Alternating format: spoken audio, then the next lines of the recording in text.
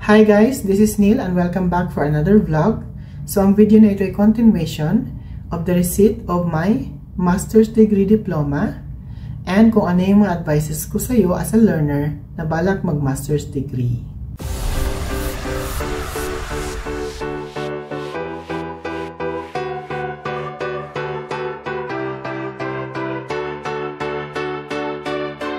So sa kabilang video kasi guys, medyo humaba na siya ng konti kaya hindi ko na hinabaan pa. And na-explain ko naman na doon kung ano yung mga inaral ko and pinakita ko yung aking diploma na na-receive ko galing sa school from the UK, which is attested yun ng GMU Italy or Guglielmo Marconi University, Italy. So ganito kasi yan. So explain na natin ng konti. Nag-enroll ako sa under ng Uni Athena Global or Athena Global Education, UK. So sila yung institution, teaching institution na ina-accredit ng university para magbigay ng lesson, mag-program ng curriculum or qualification. Then after kung pumasa sa kanila, ipapasa nila yung papers or requirements doon sa school, sa GMU Italy. Then yung GMU Italy, re-review yan. Kung paano yung pumasa, ano yung kailangan gawin, ano yung mga documentation required. Then sa kanila i-release yung aking certificate. So yun yung nangyari doon.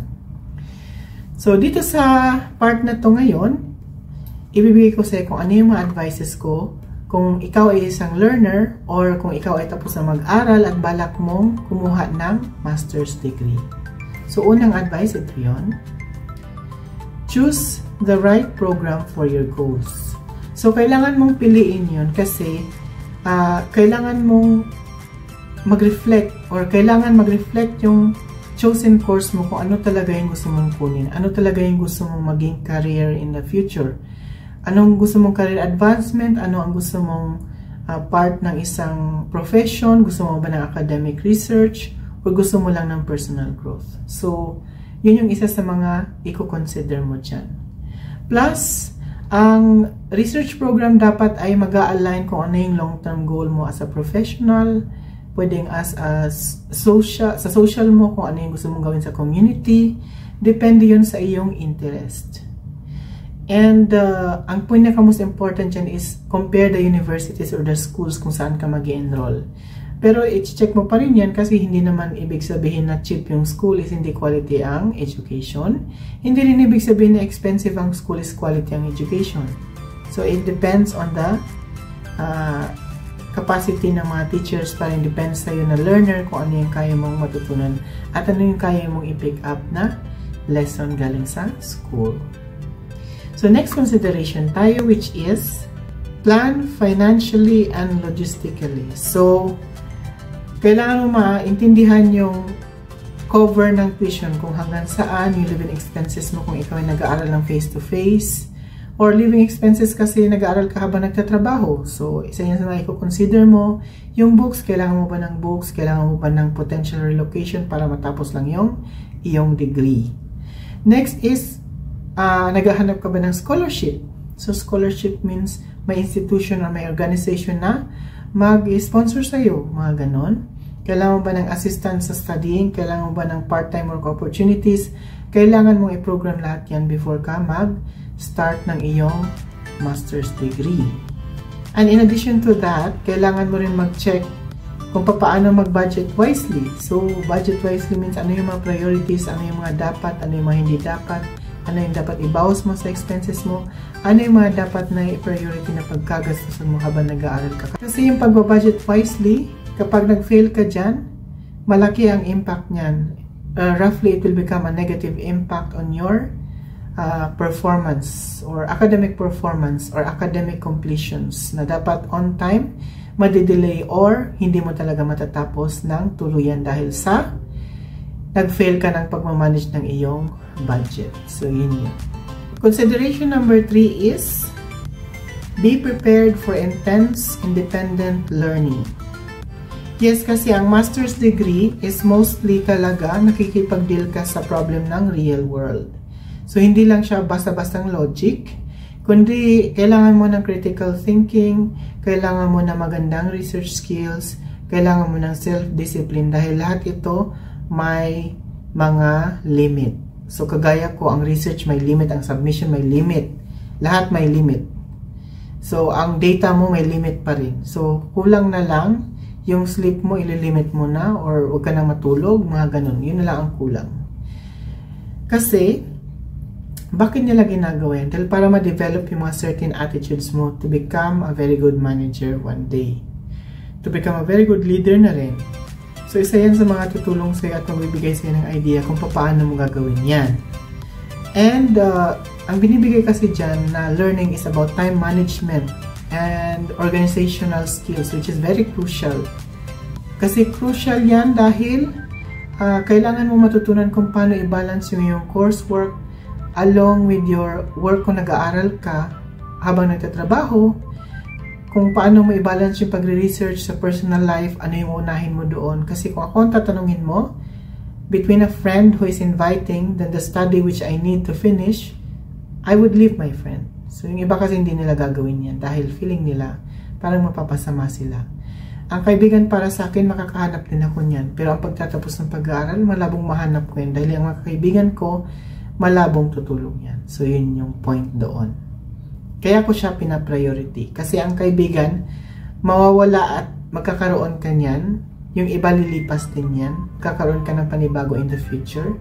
Pero kung ano yung personal goal mo sa buhay mo, malabo mong mabalikan yan at the same time na kailangan mo siya na parehong purpose at parehong setup.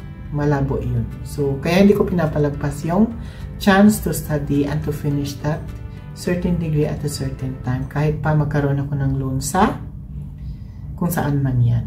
So, yun. So, nakalimutan kong i-mention doon sa number 2 na nag-loan na ako just to finish my master's degree. So, sinasabi ko ito not because gagawin mo rin, pero magiging learning sana ito sa'yo na nanonood na kailangan prepared ka financially. Kasi ako, hindi ako prepared financially. I thought prepared din ako. Pero may mga sudden expenses kasi na dumating and it was a struggle talaga. Pero, nakasurvive naman. So, dito na tayo sa fourth consideration, which is build professional and academic networks. Yes, ang pagkukuha ng master's degree will help you to build new networks and connections.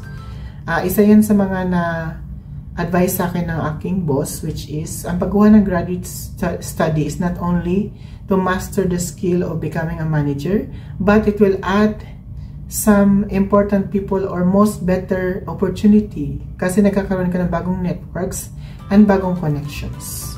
So, pwede mo siyang magamit mamaya na as a opportunity to get another and a better work. Kung saan man yung place na yan, kung parehong company ba yan, or in a different company or a different territory, different country. Pwede rin magkaroon ka ng collaboration na it will result into a good business. So, depends yan. Ang part kasi ng pagmamasters is nag-a-attend ka ng seminars. So, nag-a-attend ka ng mga workshop, mga conferences most of the time. Kasi, even sa online study, nag-a-attend kami ng virtual seminars. So, isa yan sa mga ginagawa namin during the study of the master's degree in engineering management. Plus, nagkakaroon yan ng way on how you will cultivate mentorship relationships early kasi nagkakaroon ka ng chance to be on that position and level. Kasi yung pagkakaroon ng ganyan mga cultivations or mentorship relationships it's a very invaluable guidance for you and it's recommended to everyone kasi dahil syempre ang pagmamasters is hindi lang yan basta-basta study, hindi kagaya ng BS yan na base of study. Ang masters is about real world problem solving na talaga. So, critical thinking na siya. So, yun na. So, fifth consideration is focus on practical application and future outcomes. Yes, isa yun sa mga advice na ang dapat mong piliin when you are taking master's degree is yung real world problem and relevant sa time. Kasi, yun ang magbibigay sa'yo ng something na mag-strengthen sa qualification mo to get your career prospects or career improvements or career advancements or another opportunities for a better job kung saang place man yan. So, yun yung isa sa mga kailangan mong tignan dyan. And i-update mo rin of course yung mga online CV mo, yung profile mo, especially sa LinkedIn or kung saan ka man naka-register as you gain the new skills and experience sa pagkakaroon ng isang master's degree or any qualification yan. So, ganun, ina-update ko rin yan. Mag-update ako next month kasi or next week dahil meron pa akong isang bagong award from the company and ito yung master's degree diploma ko. Ipopost ko rin yan sa aking page and aking profile. And of course, isa pa is think ahead. So, kailangan mong maisip kung paano ba yung degree makakatulong para ma-enhance yung current role mo, para magkaroon ka ng advancement sa iyong career, para magkaroon ka ng other opportunities or other doors na mag-open para sa iyo, para mag-develop ka into further better professional or a position or kung